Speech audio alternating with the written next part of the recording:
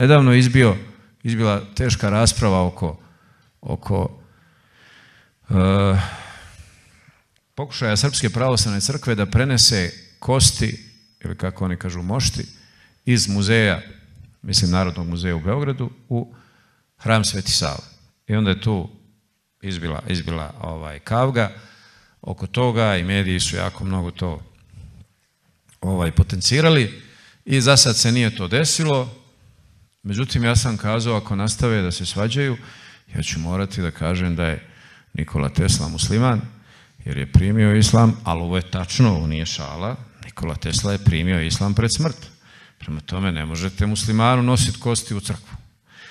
I onda ovi moji, nemoj bogati, još toliko pomeneš, izbiće novi rat, dosta si nervirao, rekao, evo neću.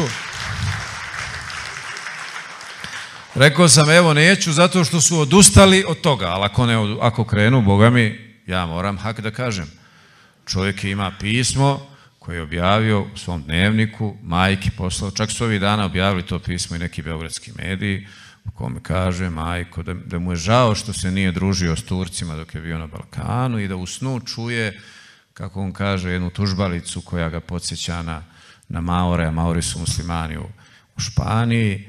To je ezan, čovjek je sanjao ezan i naravno primio islam. I to je normalno. Allah dželešanu kaže inama yu'minu billahi min ibadihi al-ulema. Zaista vjeruju Allaha dželešanu učeni ljudi.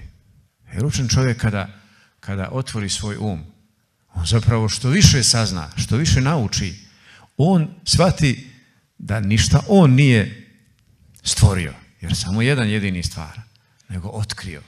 On otkriva već uspostavljene Božje zakonitosti u hemiji, fizici, vasioni, kosmosu, astronomiji. Isto tako i u drugim aspektima.